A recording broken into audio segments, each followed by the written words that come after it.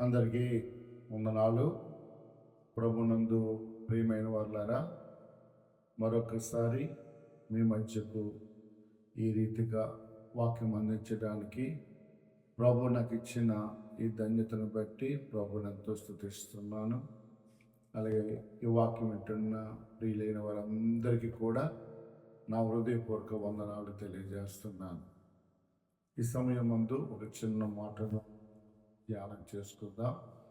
ఎస్తేరు గ్రంథంలో నుండి 2వ అధ్యాయము 9వ వచనాన్ని మనము చదువుకుందాం. ఎస్తేరు గ్రంథము 2వ అధ్యాయము 9వ వచనం. ఆ చిన్నది అతని దృష్టికి ఇంపైనది కనుక ఆమె అతని వలన దయ పొందేది. మరొకసారి చదువుతున్నాను. ఆ చిన్నది అతని దృష్టికి ఇంపైనది కనుక ఆమె అతని వలన దయ పొందేది. చిన్న మహాపరిశుద్ధడానికి స్తోత్రాలు. నువ్వు ఉచితమైన మహాకృపను బట్టి నీ వాక్యమును ధ్యానించడానికి నాకు ఇచ్చిన గొప్ప ధన్యతను బట్టి మీకు స్తుతి చెల్లిస్తున్నాను. మీరు మాతో ఉండి నీ అభిషేకంతో మాతో మాట్లాడమని యేసయ్య అతి పరిశుద్ధ నామమున వేడుకొనుచు ప్రార్థిస్తున్నాము తండ్రి, ఆమేన్. ప్రియులారా, బైబిల్ గ్రంథములో ఎస్తేరు గ్రంథం చాలా విలువైనదిగా మనం చూస్తున్నాం. 2 స్త్రీలు గ్రంథాలు ప్రత్యేకించి వారి పేరు మీద రాయబడ్డాయి. మొదటిగా రూతు, రెండవది ఎస్తేరు. ఈ ఎస్తేరును గురించిన కొన్ని విలువైన మాటలు మనము చూడగలుగుతున్నాం. ఈమె చాలా పేదరాలు, తల్లిదండ్రులు లేని ఒక అనాథ. అయితే మొర్దెకై ఆమెను ఒక కూతురిగా ఆమెను దత్తత చేసుకొని పోషిస్తున్నాడు. ఎస్తేరును ఆదరిస్తున్నాడు. అంతేకాదు, మొర్దెకై అతడు కేవలము ఒక గుమ్మము ద్వారము దగ్గర కాపలదారు, అంతంత స్థితి కలిగిన వాడు. ఆ కాలంలో ఆ గుమ్మము ద్వారం దగ్గర పనిచేసే వారికి జీతాలు కానీ ఏమి రాబడి ఉండేది కాదు. ఆ రాజు ఎప్పుడైనా కరుణించి ఏదైనా సహాయం చేస్తేనే తప్ప. అలాంటి చాలా కడు దీన దరిద్రతలో కలిగిన కుటుంబం ఎస్తేరు కుటుంబం. ఆ ఎస్తేరు యొక్క జీవితం చాలా అది చెప్పుకోవడానికి చాలా హీనంగా కనపడుతూ ఉంటారు. ఏదైనా పండగ వచ్చినప్పుడు, ఏదైనా గొప్ప గొప్ప కార్యాలు జరిగినప్పుడు ఆ గ్రామంలో ఉన్న స్త్రీలు, పిల్లలందరూ కూడా కొత్త కొత్త బట్టలు వేసుకొని, నగలు పెట్టుకొని, ఆభరణాలు ధరించుకొని ఎంతో సందడిగా ఉంటుంటే ఎస్తేరు పాపం ఆమె బ్రతుకులో ఆ ఆనందం ఉండేది కాదు, ఆ సంతోషం ఉండేది కాదు. ఆమెకు నగలు పెట్టే తల్లిదండ్రులు లేరు.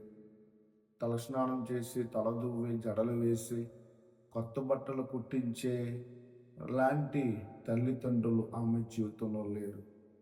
అందరిని చూచి పాపం మానసికంగా కృంగిన జీవితం ఎస్తేరు జీవితం. అలాంటి పరిస్థితులలో ఎస్తేరు ఆ మొర్దెకై దగ్గర పోషింపబడుతూ, ఆదరింపబడుతూ ఆమె జీవిస్తుంది. అయితే ఆ కాలంలో ఏం జరిగిందంటే, రాజు తన భార్య అయిన వస్తీ, ఆ వస్తీ ఎప్పుడైతే రాజు మాటకు ఆజ్ఞ శిరస వహించలేదో ఆ రాజు ఆ వస్తీని ఆ రాణి యొక్క స్థానముల నుండి తప్పించి వేస్తాడు. తర్వాత అక్కడ ఒక శాసనం ఆయన ఆజ్ఞాపిస్తాడు.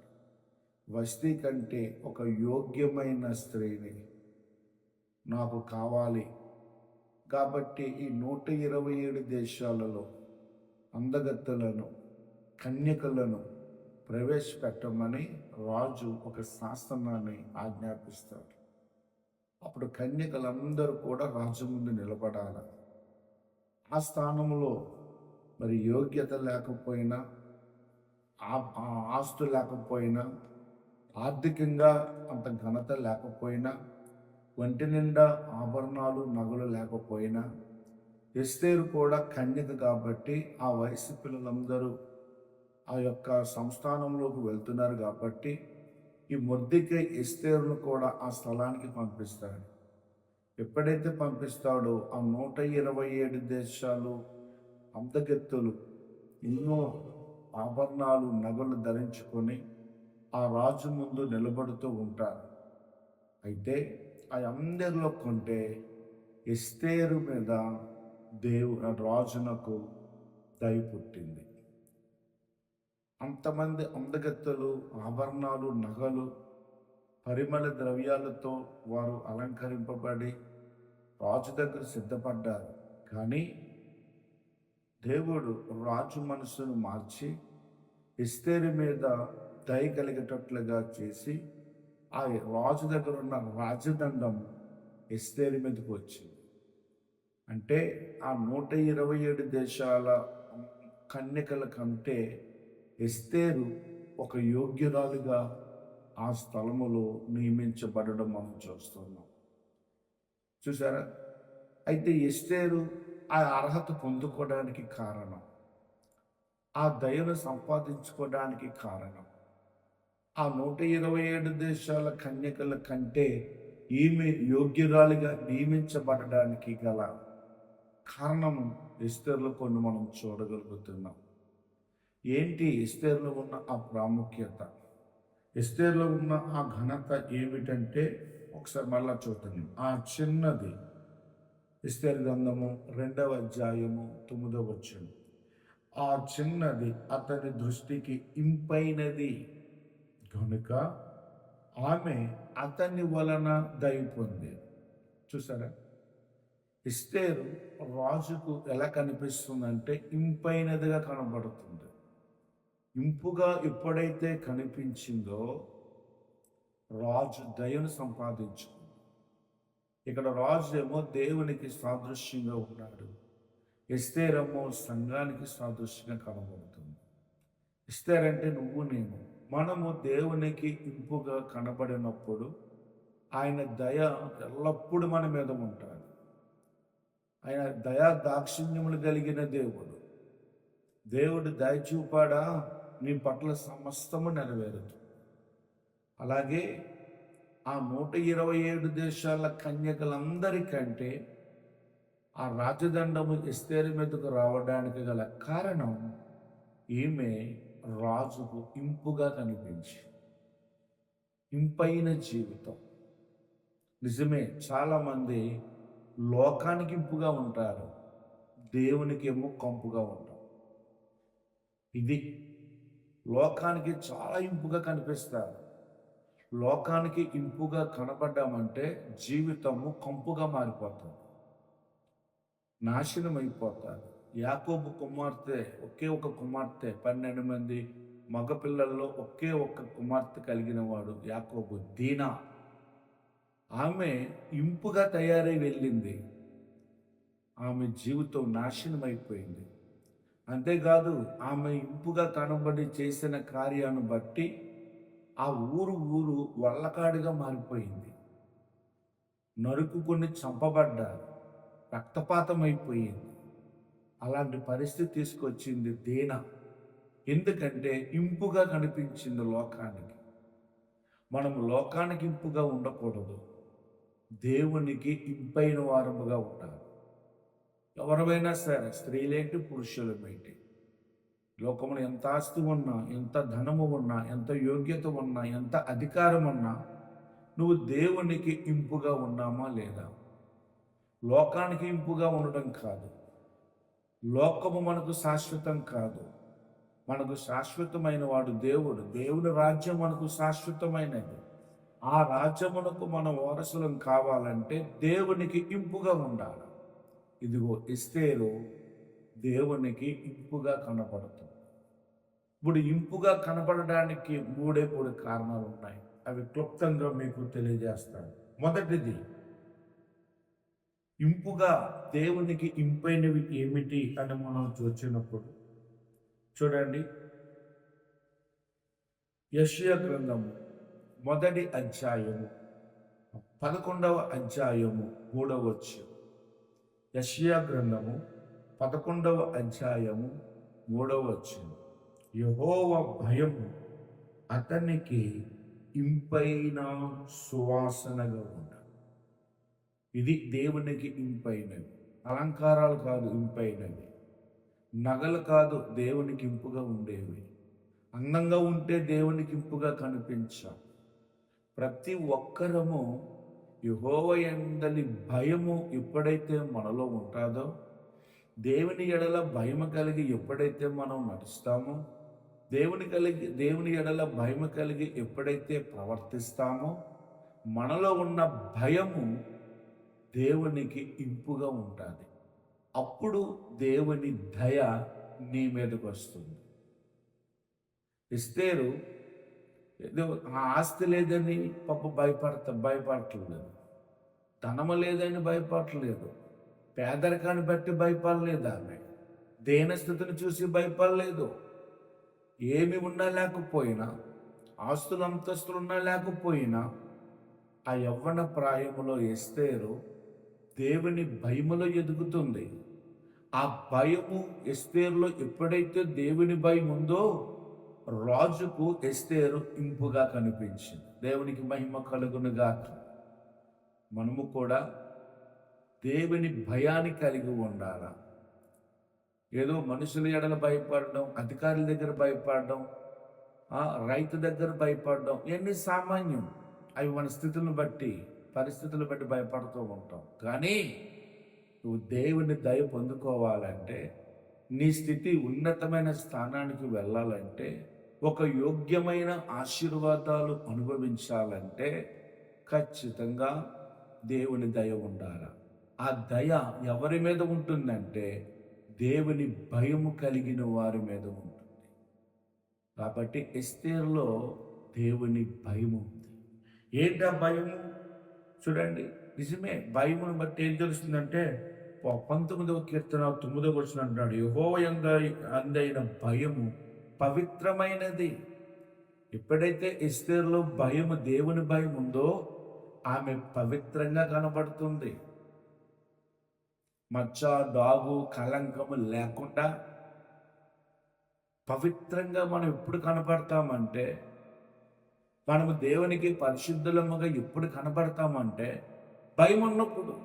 ఎందుకంటే దేవుని భయం ఉంటే పాపం జోలికి వెళ్ళాం, దేవుని భయం ఉంటే అతిక్రమించాం, దేవుని భయం ఉంటే దేవుని మాట మనం పెడచమని పెట్టాం. భయం అంత గొప్పది. చూసారా, భయము పవిత్రతను కలిగజేస్తుంది. ఎస్తేరులో ఆభరణాల కంటే, ధరించే వస్త్రాల కంటే ఆమెలో ఏం కనబడుతుందంటే పవిత్రత. ఆ పవిత్రత దయను తీసుకొచ్చింది. అంతేకాదు, కాబట్టి యెహోవా యందలి 111వ కీర్తన 10వ వచనములో యెహోవా యందలి భయము జ్ఞానమునకు మూలం. ఎస్తేరు జ్ఞానంగా కనబడుతుంది. భయం నీలో ఉంటే నువ్వు జ్ఞానంగా ఉంటావు. నీ మాటలు జ్ఞానంగా ఉంటాయి, నీ ప్రవర్తన జ్ఞానంగా ఉంటుంది, నీ నడవడిక జ్ఞానంగా ఉంటుంది. చూసారా భయం ఎంత గొప్పదో? ఎస్తేరులో పవిత్రత కనబడుతుంది, జ్ఞానం కనబడుతుంది. అందుకనే దేవుడు, రాజు ఆమె మీద దయ చూపాడు. ఆ 127 కన్యకల కంటే ఎస్తేరును రాణిగా ఎంచుకున్నాడు. మనము కూడా ఇంపుగా ఉండాలంటే మనలో భయం ఉండాలి. ఆ భయము పవిత్రతను చూపిస్తుంది, జ్ఞానమును చూపిస్తుంది. అందరు బట్టి రాజు ఆమెను ఇష్టపడుతున్నాడు. మనము దేవునికి ఇష్టలుగా ఉండాలంటే, దేవుని దయను మనము సంపాదించుకోవాలంటే ఎస్తేరు వలె ఇంపుగా, అనగా దేవుని భయము యేసయ్యకు ఇంపైనది.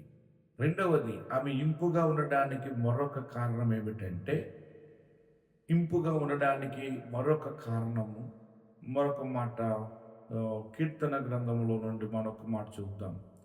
ఆయన చెప్తున్న ఒక శ్రేష్టమైన మాట ఏమిటంటే, 104వ కీర్తన 34వ వచనం.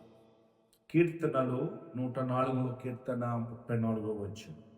ఆయనను గూర్చిన నా ధ్యానము ఆయనకు ఇంపుగా ఉంటే.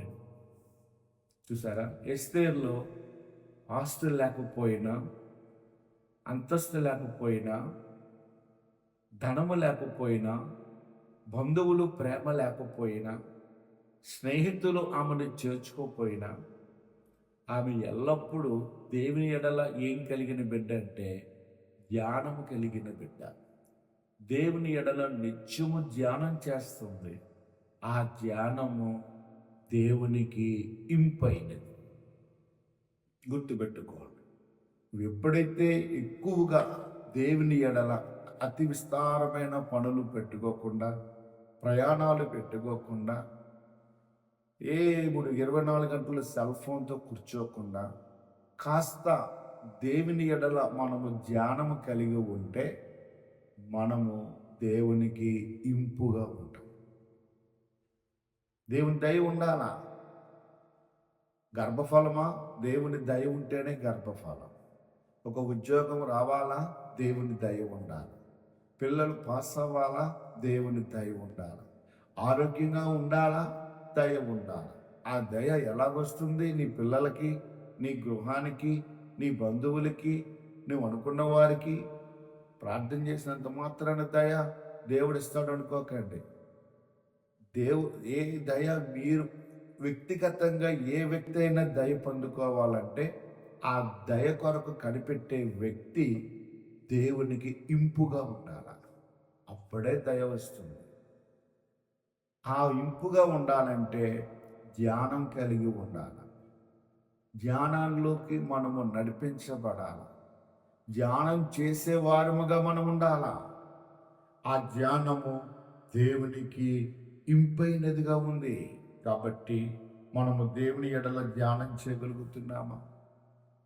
ఇస్సాకు అండి 100 ఆశీర్వాదం పొందిన వ్యక్తి. కరువులో ఒక్క విత్తనం వేస్తే ఆ విత్తనము 100 ఫలము కాసింది ఇస్సాకు. ఏమిటి అంటే ఆదికాండము 24వ అధ్యాయం 63వ వచనం మనం చూస్తే, సాయంకాలమున ఇస్సాకు పొలములో ధ్యానింప బయలువెళ్ళి. చూసారా, అంతస్తు కలిగిన వాడు, ఆస్తి కలిగిన ఇస్సాకు సాయంకాలం అయ్యేటప్పటికి పొలానికి వెళ్తున్నాడు.